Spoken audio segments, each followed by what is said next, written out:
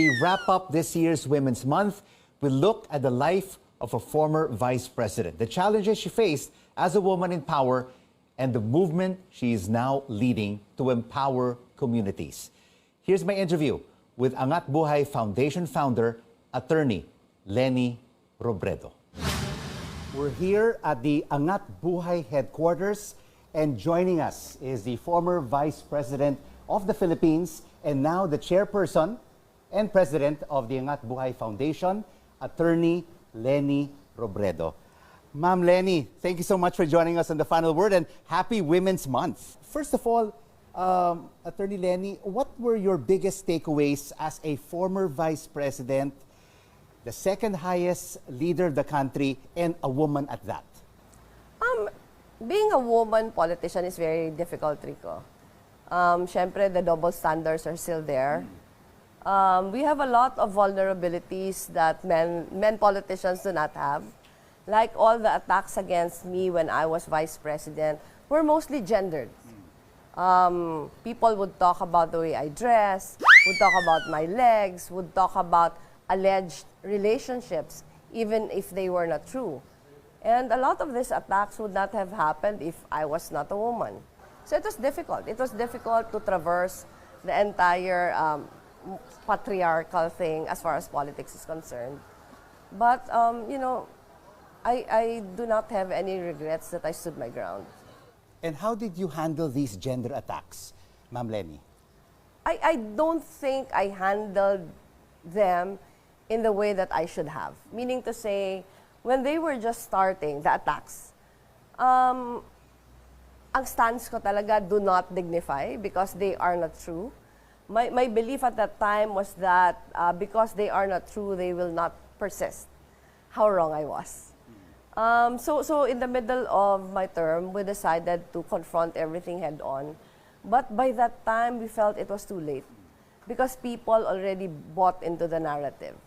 So if you ask me, would I have done things differently? Definitely, yes. If I had the luxury of going back to how it all started, I should have confronted everything at the very moment that they came out. But, you know, looking back at the 6 years, I felt that despite all the attacks, we were able to perform, not just in the manner that we should, but beyond all expectations. I think it was a good decision to convert the office of the Vice President to a more advocacy-heavy office. From a former Vice President and now the boss of the Angat Buhay Foundation, what has the transition been like? It was so easy.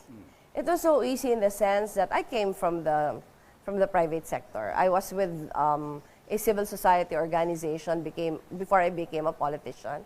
So that even when I was a member of Congress, even when I was Vice President already, we were functioning as if we are still a civil society unit.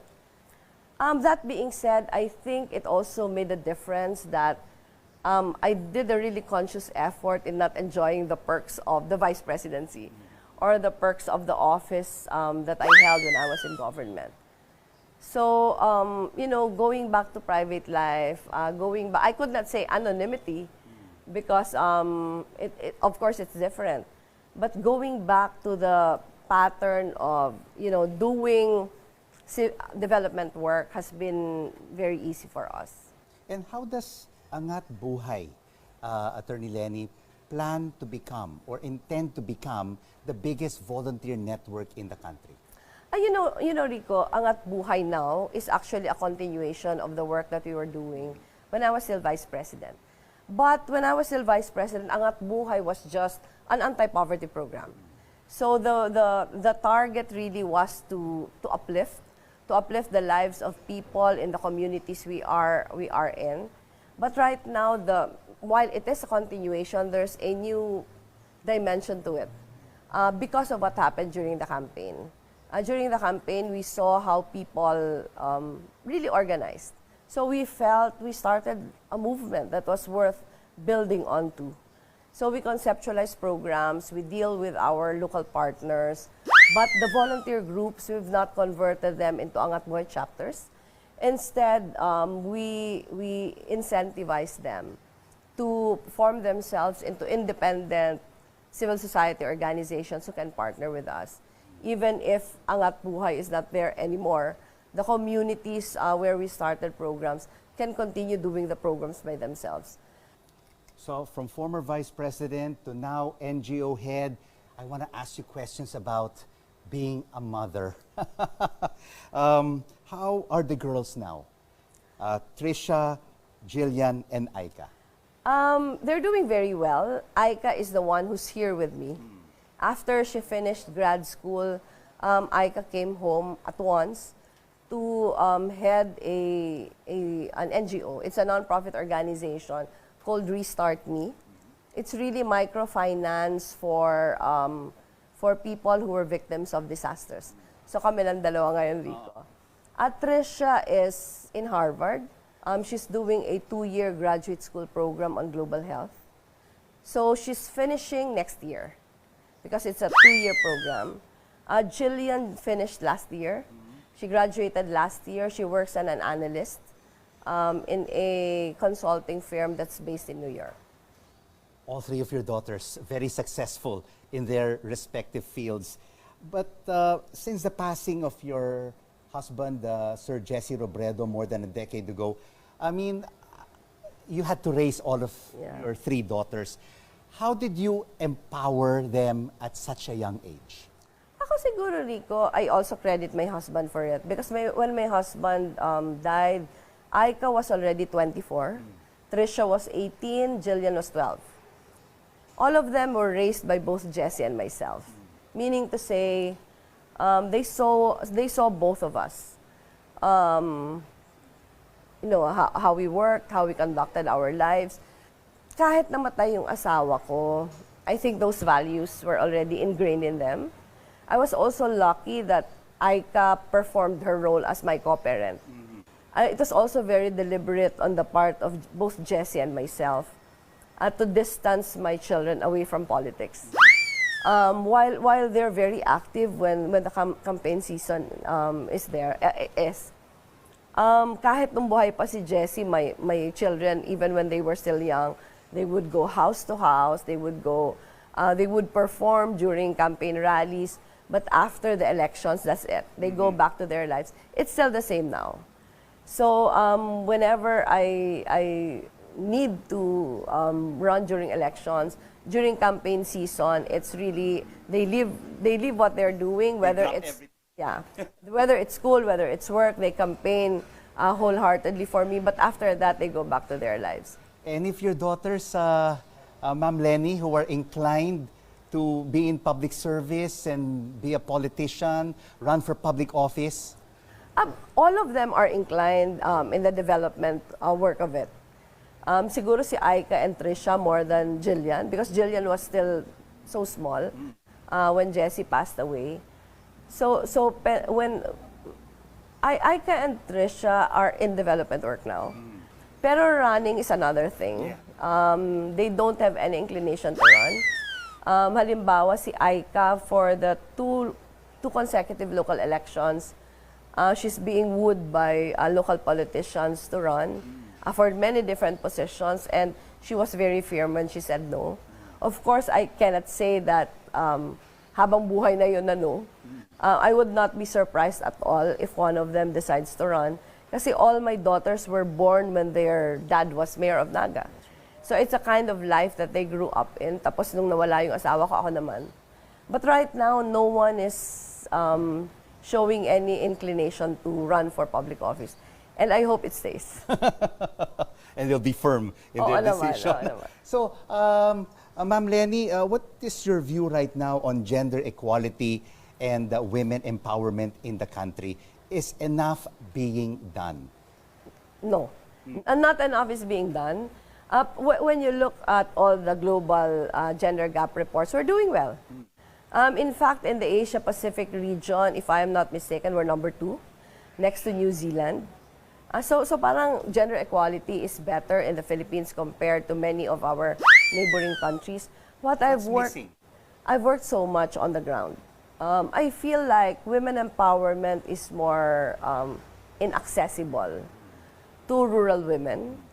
And having said that, mas economic empowerment, access to the same opportunities, employment opportunities as men, access to education, access to many different services. For example, Rico, when I was a practicing lawyer, I was with Saligan. It's a non-government organization for lawyers. I was the only woman in the Bicol branch. So parang it was very natural that all the violence against women cases were given to me.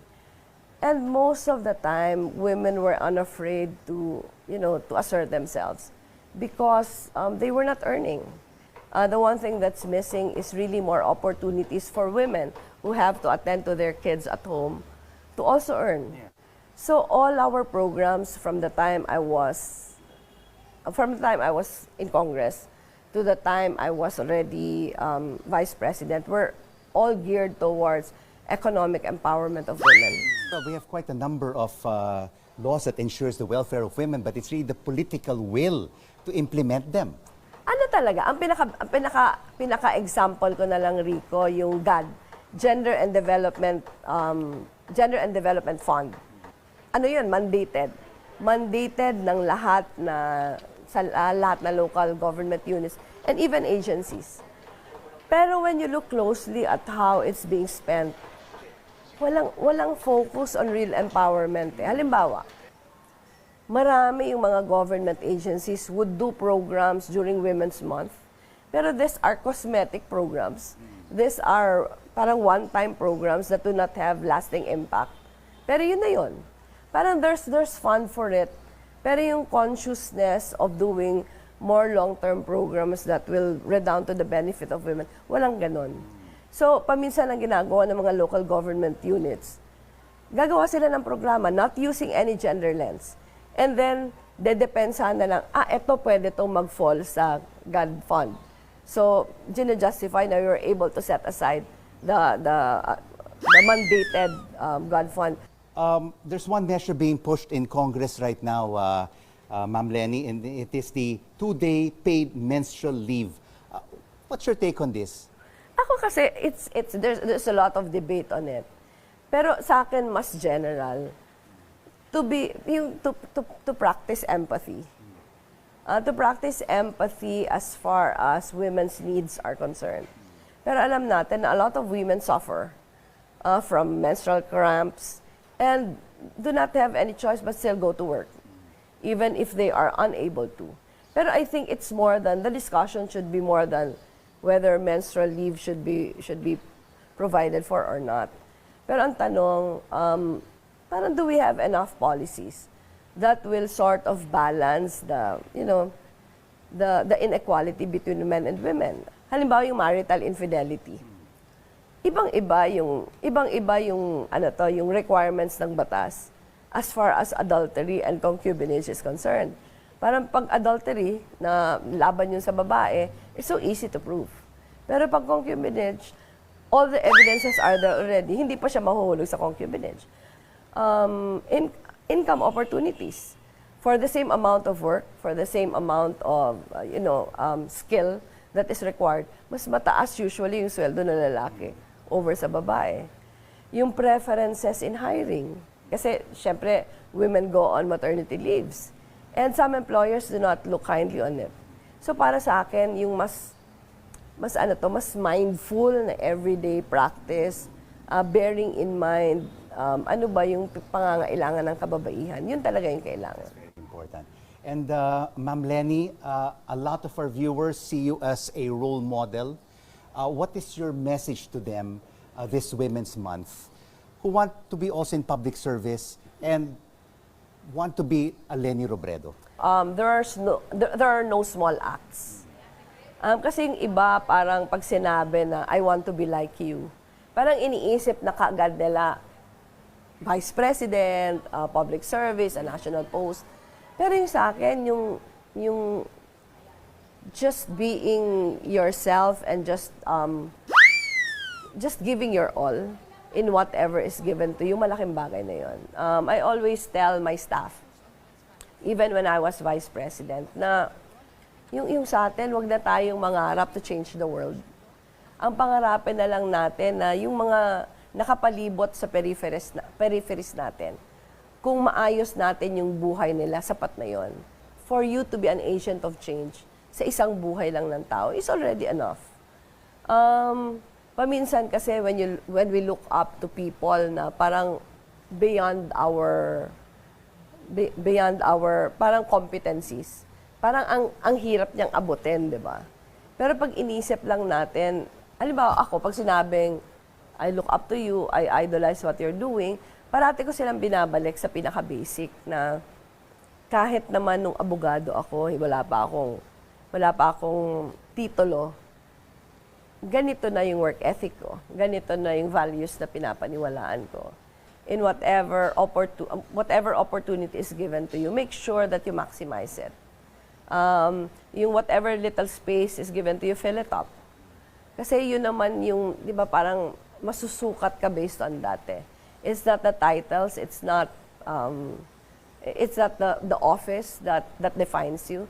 It's what you do in whatever role is given to you.